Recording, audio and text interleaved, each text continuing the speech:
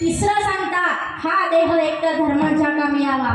ऐका, थोडं बारकाईने चिंतन ऐका, थोडं ह्या विषयाची गरज आहे. मला अजून हनुमान जन्मोत्सव बद्दल बोलायचं आहे, पण अगोदर अभंगाचं एखादं तरी चरण तुमच्या पुढे सोडवलं म्हणजे तुमच्या जरा जीवात जीव येईल बुवा. झाला आता एखादं तरी सोडून चरण. वास्तविक पाहता अभंग काय, मी मगाशी सांगितलं, अभंग एक शब्द तरी अभंगाचा जगावा लागतो तेव्हा या व्यासपीठावर बोलता येतं. इतकं सोपं नाही हे गायन करणं, इतकं सोपं नाही. काय सुंदर रागामध्ये, रागात म्हणजे त्या रागात नाही, गायनाच्या रागामध्ये पहिली चाल महाराज म्हणते. ससे महाराजांनी त्यांना साथ दिली. काय अभंग कोणता निवडला आहे, अभंगाचा भाव काय, अभंगाचे शब्द काय, त्या भावानुसार त्या अभंगाच्या शब्दाला न तोडता रागामध्ये चाल बसवावी लागते. इतकं सोपं आहे. अनेक चाली आहे, मी नेहमी सांगत असते, अनेक चाली आहे, तर चाली चालीचेही अनेक आहे, पण तो भाव ऐकून असं वाटत होतं आता ते जावो अथवा राहो काही हो. आता फक्त इतकी भावपूर्ण चाल गात होते. सोपं नाही हे इतकं. विठ्ठल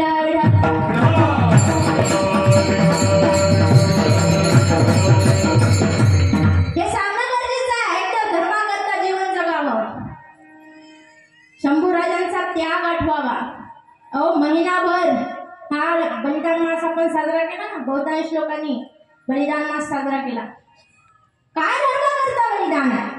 अहो प्रपंचातून, आपल्या संसारातून, हेवादाबातून, द्वेषातून, काम, क्रोध, लोभ, मद, मोह, मत्सर, माझा आहे, मला हवंय, मलाच पाहिजे, या सगळ्या विचारातून बाहेर या जरावे हे सांगणं आवश्यक आहे महाराज. इतर धर्मियांमध्ये आता बोलण्याची काही भीडभाडही नाही, आपण काही त्यांचा आदरच करतो, तसाही काही विषय नाही. फक्त मला तुमच्या पुढे एवढंच सांगायचं आहे की इतर धर्मियांमध्ये उत्पन्नाचा 1/4 भाग, 1/4 धर्माच्या कार्यासाठी बाजूला काढला जातो. न मागता आपल्याकडे देणगी पावती घेऊन गेलं का टिपेवा करा, जस काय उपकार करून राहिला व आकार देतो. आमच्या गावात इथं नाही बरं का, सांगते आमच्या गावात 11 रुपये एकाने सप्त्याची वर्गणी दिली आणि कार्याच्या दिवशी घरातले 15 लोक जेवायला 150 रुपयाचा मला नुसतं भातच खाल्ला नाही. मग काय देतो आपण धर्म कार्य करता. हे कार्य अधिकाधिक वाढत जावं. काय द्यावा, धर्म सोडावा की प्राण सोडावा असा प्रश्न कधी न पडावा. लक्षपूर्वक ऐका, धर्म सोडावा की प्राण सोडावा असा प्रश्न कधी न पडावा. सोडावा प्राण, पण धर्म कधी न सोडावा. शंभूराजांचा त्याग सदैव आठवावा. काय द्यावा, साधा अंगावर सांगताना रोमांचूक राहतात. अहो हात पाय छाटले गेले, अंगावरची कातडी सोडली गेली, अंगावर काटा येतो सांगत असताना सुद्धा काय त्याग आहे, धर्माकरता काय बलिदान आहे. तुम्हाला मला आज कीर्तनाला बसण्याकरता कोणाची परमिशन घ्यावी लागत नाही. तुम्ही मी मनाने इथे येऊन बसू शकतो केवळ त्यांच्या कृपेमुळे. नाहीतर तुम्हाला मला कीर्तन करण्याकरता आधी परमिशन काढावी लागली असती, ऐकायला येण्याकरता सेपरेट परमिशन काढावी लागली असती. इतकं सोपं आहे बलिदान. हातपाय छाटले गेले धर्माकरता, सहन केलं हसत हसत, अंगावरची कातडी सोडली, वरून मिरची पावडर टाकली, आघात झाली, लाही लाही झाली अंगाची, वेदना संपत नव्हत्या. मृत्यू सुद्धा ज्यांच्या पुढे झुकला ते छत्रपती शंभूराजे. शेवटी काय केलं माहितीये, सळ्या लाल बुंद तापल्या आणि त्या लाल बुंद तापलेल्या सळ्या डोळ्यांमध्ये खुपसल्या. डोळ्यांमध्ये काय, तुमच्या माझ्या डोळ्यामध्ये साधं चिंता जरी गेलं तर तुम्हाला मला किती वेदना होतात. अहो कांदा कापत असताना चुकून जर सुरीचा वार मुंडावर झाला, काय वेदना होतात.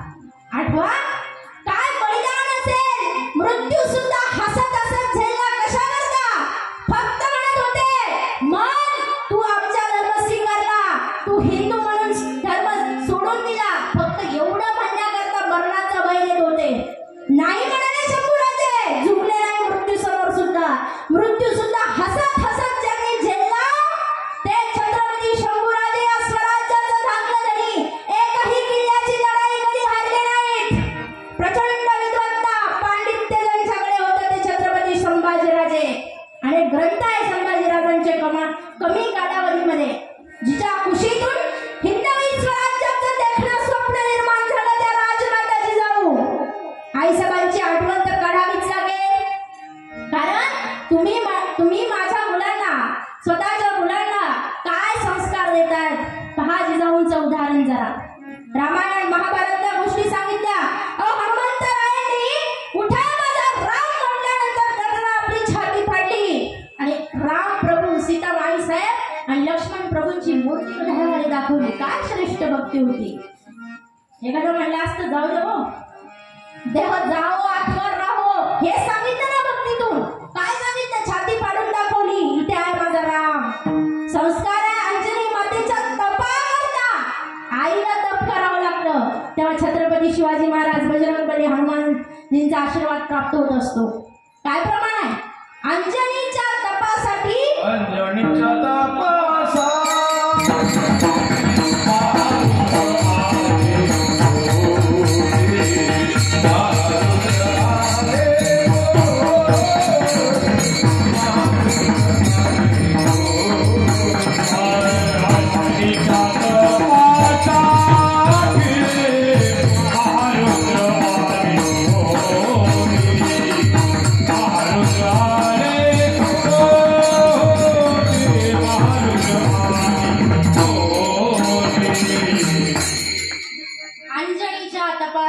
महारुद्राने होती तप केला अंजनी मातेनं. तेव्हा बजरंगबली हनुमंतरायासारखे पुत्र प्राप्त झाले. आईला सुद्धा तप करावं लागणार आहे. कशाचं तप? मी म्हणत नाही सगळं सोडून फक्त तपच करत राहा असं माझं म्हणणं नाही. पण आईचे संस्कार एक गावरान भाषेत बोलू मला जाणं पचन नको झालं चांगलं असं स्ट्रिक्ट ऐकायची शिस्तीत ऐकायची सवय आज लोकांना राहिली नाही. म्हणून परमिशन मागून बोललेलं बरं. खरं सांगू माता माऊलींना राग म्हणून नका माझ्या बोलण्याचा. पण असे पुत्र जन्माला येण्याकरता आई खानदानी असावी लागते. राग तिच्या महिलांना माझ्या बोलण्याचा. पण आईचे संस्कार आईचं विजन आईचं चारित्र्य आईची बुद्धिमत्ता आईचं नामचिंतन आईचा परमार्थ आणि आईच्या सर्वांगीण गोष्टी विचारात घेऊन भगवंत परमात्म्याचा आशीर्वाद प्राप्त होतो. तो आईची कूस पवित्र असावी लागते. याच्यापेक्षा अजून काय बोलावं. भगवान शिवजी ज्यांच्या पोटी जन्माला आले ते महारुद्र त्यांचा अवतार बजरंगबली हनुमंतराय. अंजनी मातेने त्याकरता तप केलं. जिच्या कुशीतून हिंदवी स्वराज्याचं देखणं स्वप्न निर्माण झालेले राजमाता जिजाऊ. जे देखणं स्वप्न ज्या राजानं प्रत्यक्षात उतरवलं ते छत्रपती शिवाजी महाराज. आणि ते देखणं स्वप्न ज्या हिंदवी स्वराज्याच्या या वारसदारानं खंबीरपणे आपल्या पाठीवर पेललं ते म्हणजे छत्रपती संभाजी महाराज. काय धर्माकरता बलिदान आहे. म्हणून एकतर देवासाठी देह सार्थकी लागेल एकतर देशासाठी देह अमर होता सार्थकी लागेल आणि एकतर धर्माकरता जीवन. या तीन गोष्टी करता तुमचा माझा जर देह खर्च झाला तर या देहाचं सार्थक होणार आहे. म्हणून नामदेवराय या ठिकाणी पण करताय की देवा बास आता. लोकांनाही सांगितलं आणि कीर्तनही केली. ज्यांच्या कीर्तनामध्ये देव नाचत होता ते नामदेवराय. काय शब्द होते? बोलू ऐसे बोले जेणे बोले विठ्ठल डोले. कीर्तन केली प्रवचन केली नुसती निवासा तालुक्यापुरती मर्यादित नाही. नुसतं स्वतःच्या गावापुरती मर्यादित नाही. पंजाब प्रांतापर्यंत हा परमार्थ वारकरी संप्रदाय नेऊन पोहोचवला ते संत नामदेवराय. आज देवाच्या दारामध्ये उभे आहेत. देवगड भूमीच्या सानिध्यात असलेल्या जळगी गावामध्ये उभे आहेत. खरं सांगू गावाचं नाव जळग आहे पण लोक लय चांगले आहेत. नावच का बरं असं आहे मला माहित नाही. तसं नाही ना काही नावाप्रमाणे. नाही लोक चांगले आहेत. आमचे तुळशीराम दादांनी खूप वेळा फोन केला मला. आधी कार्यक्रम द्यायच्या अगोदरही मला विचारलं की ताई एवढा कार्यक्रम घ्या एवढा कार्यक्रम. त्यावेळेस नाही जमलं पण ह्यावेळेस आता बदली कीर्तनकार म्हणून त्यांनी बोलवलं. आता आपलीच लोक आहेत सगळे. कार्यक्रम नसल्यावर कशाला नाही म्हणायचं. बरोबर सेवके करावे सांगितले काम ते होत पण कामा नाही. खूपदा फोन केला सांगितलं ताई काही करा एवढी सेवा करावी लागेल. आणि मला ही नाही म्हणता आलं नाही. सेवक असल्यामुळे ते काम करावं लागेल. असो ज्या भूमीमध्ये तुम्ही आम्ही राहतो तिथे नामदेवराय उभे आहेत देवाच्या समोर, पांडुरंग परमात्म्याच्या समोर, आणि सांगितलं इतक्या दिवस बाबाजी स्वामीजी अहोरात्र झटत तुम्हाला मला परमार्थ शिकवताय, तुम्हाला मला आध्यात्मिक जीवन कसं जगावं याचा आदर्श उदाहरण आपल्या आचरणातून देताय, फक्त सांगण्यातून नाही आचरणातून देताय. मग नामदेवराय देवासमोर उभे आहेत. देवा, आतापर्यंत या देहाबरोबर तादात्म्य होतं, इथून पुढे ते देह राहो अथवा जाओ काही घेणं देणं नाही, तुझ्या समोर शपथ वाहतो देवा, आता तुझ्या पाशीच मला दृढ भाव स्थिर होऊ दे. अभंगाचं पहिलं शब्द देह जावो अथवारा हो, राहो,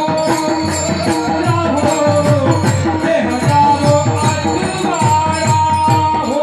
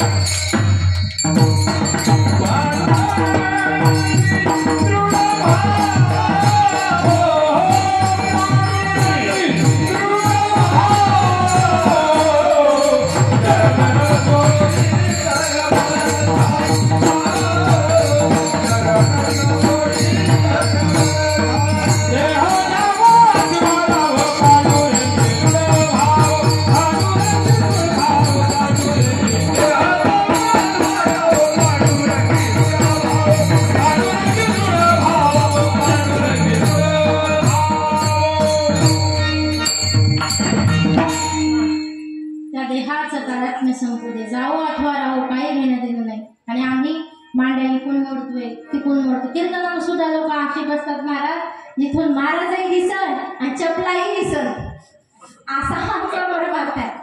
इतक्या सज्जन आहोत आपण, नाही का? जाऊ विषय लांबत. देह जाओ अथवा राहो असा पडणार. काही लोक कितीतरी वर्ष अध्यात्मात राहतात. जास्त तुम्हाला बोर करणार नाही मी, पण एक छोटंसं सांगणं आहे. कितीतरी दिवस तुम्ही आम्ही भजन करतो, कितीतरी दिवस तुम्ही आम्ही कीर्तन करतोही आणि ऐकतोही. तुमचंच कशाला बोलू, नाही का? करतोही आणि ऐकतोही. कितीतरी दिवस आम्ही देवपूजा करतो, पण काहीही परिवर्तन होत नाही. आपलं कसं झालंय माहिती? नदी आहे, वाहती नदी, आणि त्या नदीमध्ये एक दगड आहे. तो दगड वर्षानुवर्ष तिथे आहे, पाण्याचा प्रवाह चाललेला आहे, नदी संगमाकडे चाललेली आहे, नदी समुद्राला भेटण्याकरता चाललेली आहे. दगड तिथंच आहे, पाणी दगडाच्या वरून जात आहे, पण दगडामध्ये पाझरत नाही, झिरपत नाही. अशी लई दगड आहेत.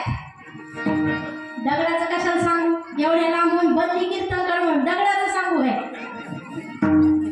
हळी सांगतात पाहे पादुद पवित्र आणि गोड, पासी त्वचेची आपदार ते अमेर गोचिड अशुद्धने का कमल गंधा आणि कदुरी नांदनो काय कची घरी परी परागु से विजय प्रभरी राज पुढे जवळ ना तरी देवांचा परिवारी लोहा उतरी हाती सहस्रळी परी ते खबरी सुने उपवास परी का दरिद्री जे.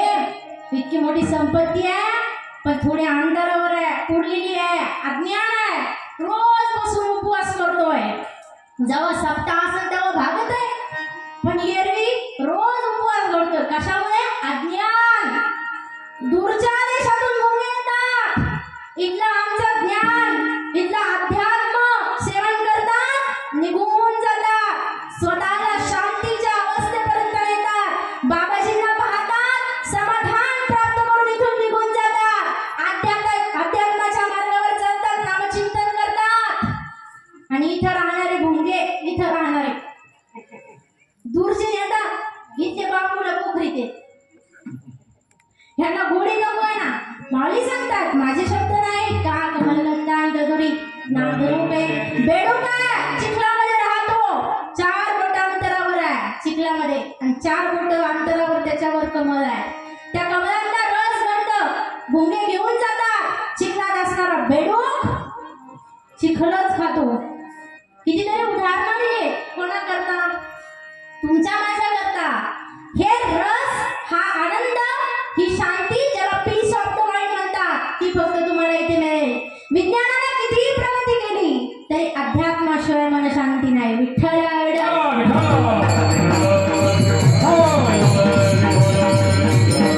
राजा दशरथांना सर्व होतं सत्ता संपत्ती सगळं काही होतं पण पुत्र सुख नव्हतं दुःखी होते राजा आणि ज्या वेळेला राजा दुःखी होते पूर्वीचे त्यावेळेला ते शिकारीला जायचे आता राजा दुःखी झाले का ते पक्ष फोडीत येत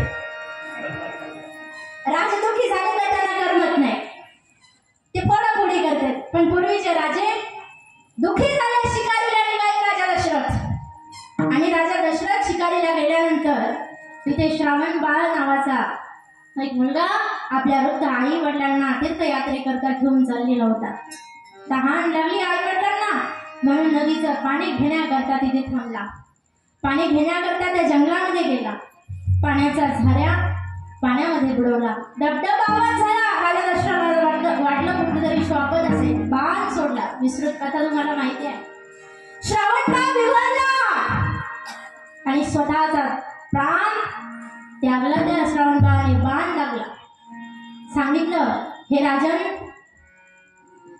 माझी शेवटची इच्छा एवढी आहे की माझ्या आई वडील तिथे तहानलेले आहेत ब्राह्मण पुत्र होता श्रावण बाळ आई वडिलांना एवढं पाणी घेऊन जा त्यांना एकदा पाणी पाजवा त्यांना सांगू नका नाहीतर ते पाणी सुद्धा प्राशन करणार नाही तहानलेले आहेत माझ्या आई वडील गेले राजा दशरथ श्रावण बाळाच्या आई वडिलांनी सांगितलं बाळा श्रावणा कशाचा आवाज झाला होता रे एखादं श्वापद दिसलं का ओरडला होता मोठ्याने का जोरात ओरडला होता सांग ना श्रावणा राजा दशरथ काहीच बोलले नाहीत हातामध्ये पाणी आहे पाण्याचा तांब्या पाण्याचं ते पात्र आई वडिलांच्या हातात दिलेलं आहे पण मुलगा काहीच बोलत नाही आई वडिलांनी सांगितलं जोपर्यंत बाळा तू बोलत नाही आम्हाला तुझ्या हातचं पाणी सुद्धा नको तू बोल आम्हाला पुढची तीर्थयात्रा सुद्धा करायची नाहीये पण तू बोल राजा दशरथाला आता बोलावंच लागलं काय करावं ब्राह्मण आहेत पाणी सुद्धा प्राशन करत नाहीये राजा दशरथाने सांगितलं आई मी तुमचा बाळ नाहीये मी श्रावण बाळ नाहीये मी राजा दशरथ आहे तुमचा मुलगा चुकून माझा बाण लागून धारात येती पडलाय त्या आई वडिलांनी त्या ब्राह्मण आई वडिलांनी श्राप दिला जा जसा आम्हाला तू पुत्र वियोग दिलास आमच्या पुत्राला जसं बाणाने मारून टाकलंस तसं तू सुद्धा एक दिवस पुत्रासाठी व्याकुळ होशील आणि तसंच अंतकालीन प्राण सोडून दे राजा दशरथ चिंताग्रस्त झाले वशिष्ठांकडे आले सांगितलं घडलेला प्रकार वशिष्ठांनी सांगितलं आओ त्यांनी तुम्हाला श्राप नाही आशीर्वाद दिलाय काय आशीर्वाद दिलाय तुम्हाला पुत्र प्राप्ती नाही आता तुम्हाला पुत्र संतान प्राप्तीचा योग दिसतोय आशीर्वाद आहे की पुत्रासाठी व्याकुळ होतात अंतकाळामध्ये पुत्र पुत्र म्हणून हाक मारतात प्राण सोडून देतात श्राप आहे पण आशीर्वाद सुद्धा एक दृष्टीने आहे राजा दशरथाला आनंद झाला वशिष्ठांकडून महापुत्र यश कामेष्टी यज्ञ करून घेतला आणि पुत्र कामेष्टी यज्ञ करत असताना त्या यज्ञामधून काही फलप्राप्ती झाली राजा दशरथाने आपल्या 3 पत्न्या त्यांना बोलवून घेतलं कौसल्या माता कैकेयी माता सुमित्रा माता त्या फळाचं वाटप झालं आणि त्यातला एक पिंड कोणी नेला पिंड घालीने झडपिला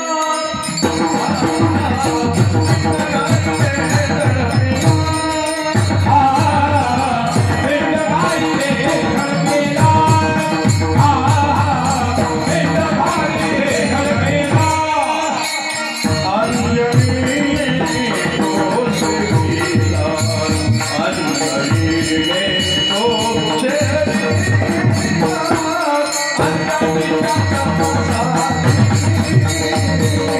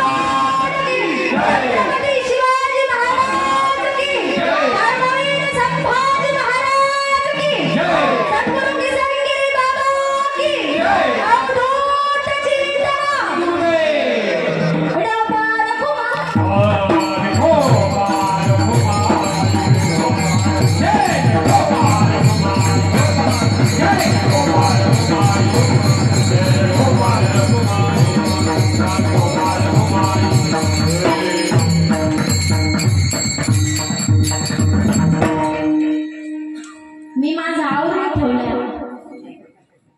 आता काही काळजी करायची नाही. तुमच्या जीवात जीव यावा म्हणून आवरून ठेवले आता सगळं.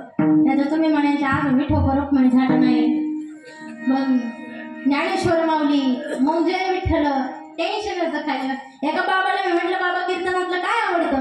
बाबाने सांगितलं ताई खरं सांगू का बरं का काका काहीच आवडत नाही. दुसरं दृष्टांत सिद्धांत प्रमाण ओवी श्लोक काहीच आवडत नाही. जय विठ्ठल तेवढं लय आवडतं बुवा.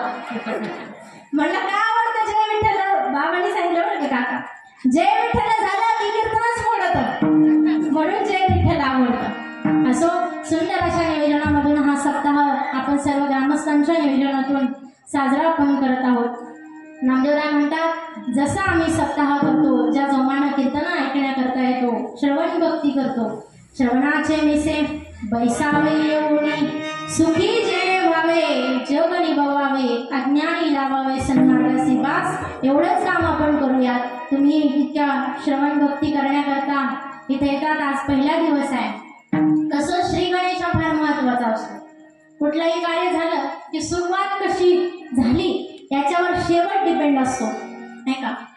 म्हणून सुरुवातीला गोड करणं मंडपाच्या वरून नको जायला नाही का. नामदेवराय म्हणतात इतकी भक्ती आमची फुलू दे देवा इतक्या भक्तीची पराकाष्ठा होऊ दे. फक्त मुखामध्ये तुझं मंगळ नाम तुझं गोड नामचिंतन मज हृदयी सद्गुरु जेणे तारिलो हा संसार गुरु म्हणून विशेष गुरु विवेकावरी.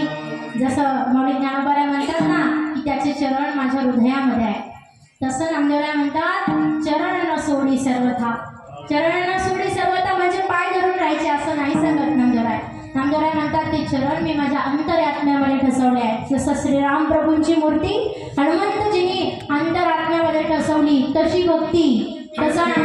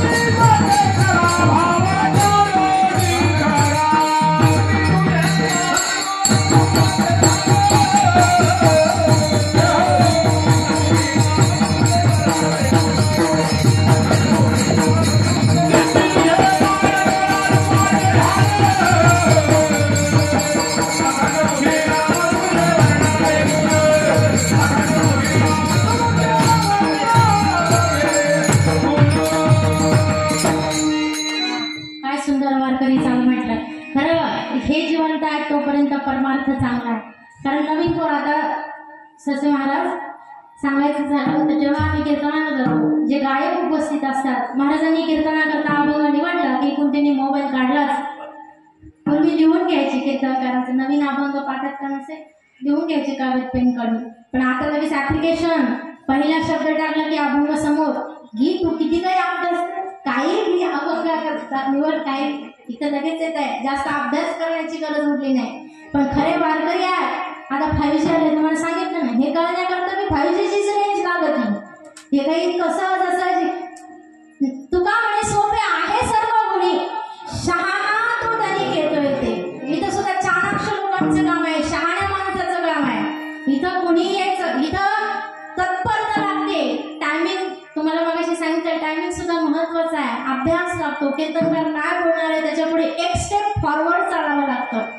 संतांचं एक स्टेप फॉरवर्ड दृष्टिकोन आहे. ज्ञानेश्वरीचे अनेक शोध आहेत की जे अजून लागलेले नाहीत. एकच सांगते लोहाचे कणक होय हे सामर्थ्य परिसीचे आहे की मृतही जीवित लावया मृत सिद्धी. म्हणून ज्ञानोबा बोलतात जर परिसाचा स्पर्श झाला तर लोखंडाचं सोनं करण्याची ताकद त्या स्पर्शात आहे.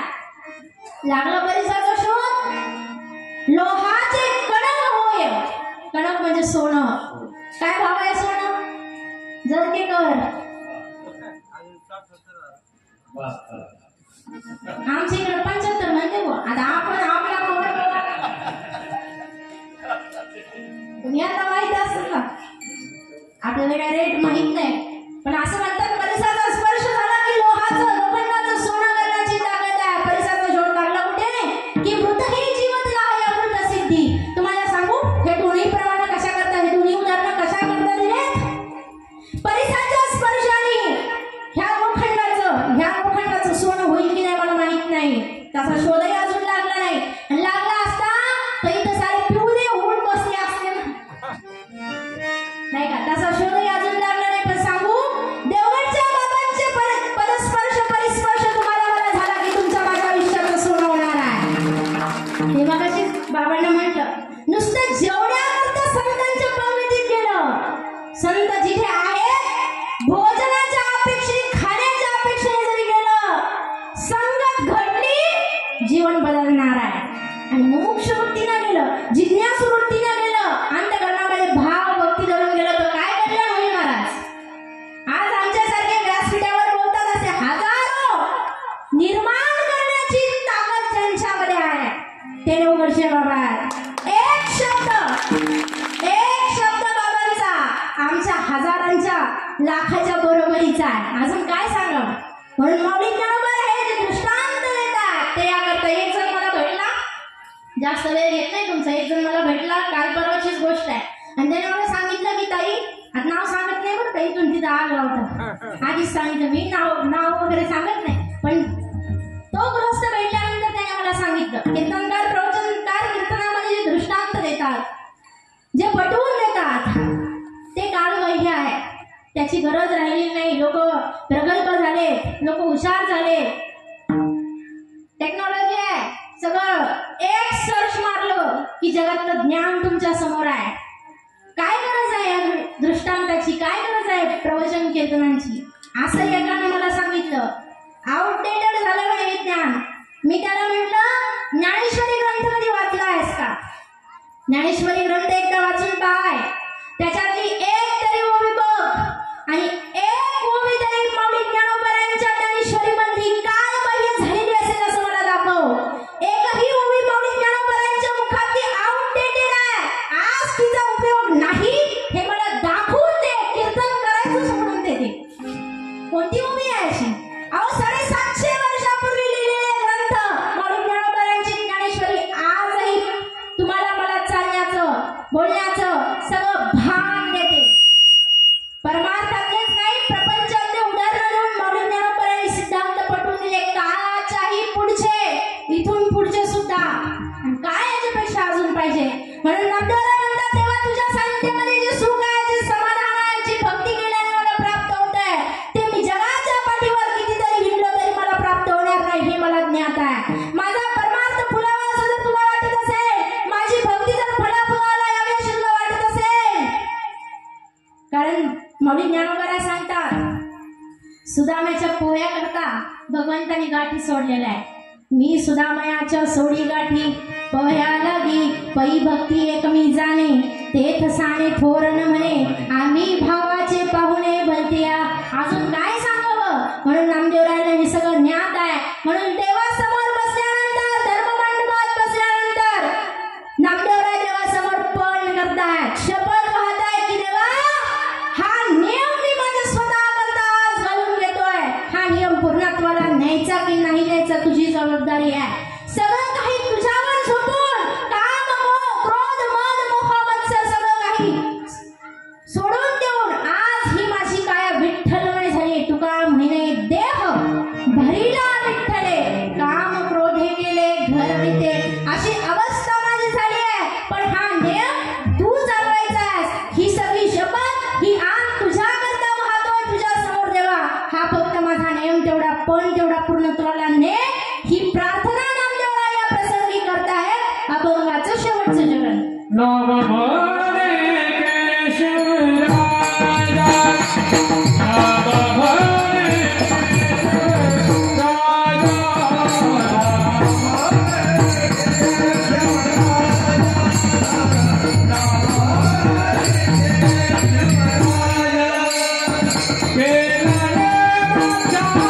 Bye.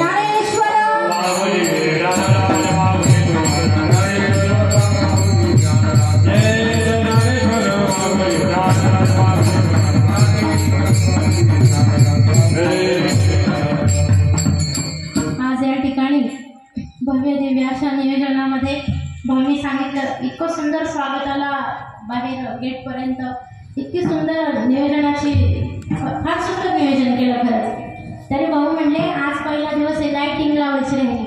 मला आता उद्या लावा तेवढी, आता आज आमच्या असं फार सुंदर नियोजन या ठिकाणी केलेलं आहे.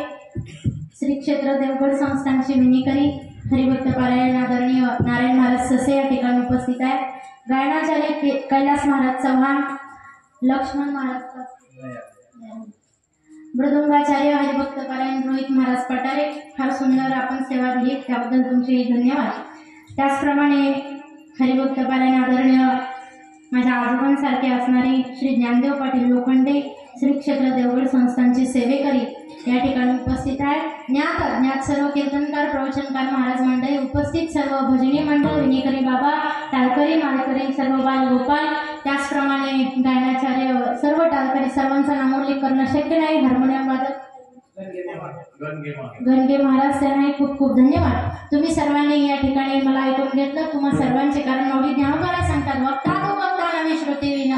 वक्ता किती पंडित असला कितीही ज्ञानी असला पण जर समोर श्रोता नसेल तर वक्त्याला माऊली म्हणतात काहीच किंमत नाही. प्रभू तुम्ही महेशाच्या मूर्ती. म्हणून तुम्हालाही कोटी कोटी धन्यवाद. आज सप्ताहाचा पहिला दिवस, नियोजित कीर्तन सेवा दुसऱ्यांची होती पण अचानक या ठिकाणी आम्हाला त्या दादांनी फोन केला. आदरणीय आमचे तुळशीराम पाटील झगरे दादांनी फोन केला आणि आम्हाला या ठिकाणी येणं झालं. त्यांना खूप खूप धन्यवाद देते. अर्थात त्यांचा नामोल्लेख त्यांनी सांगितलं नाही करा वगैरे म्हणून, त्यांनी स्वतः मला नावं लिहून दिली पण स्वतःचा नामोल्लेख यात येऊ दिला नाही. त्यांनी सांगितलं समस्त ग्रामस्थांच्या वतीनं हा कार्यक्रम आयोजित केलेला आहे म्हणून सर्वांना कोटी कोटी धन्यवाद. काही चुकीचं बोलले असेल माझं मला परत द्या, चांगलं तेच घ्या. आचरणात आणा नागरी बालक मोपळा बोली का वापुडावी चुका पावली ते चोज करून माऊली जीवे. या न्यायाप्रमाणे झालेली ही सेवा पांडुरंग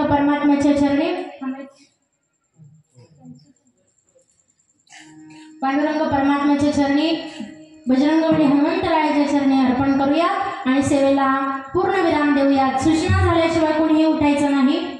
विठ्ठल जय जय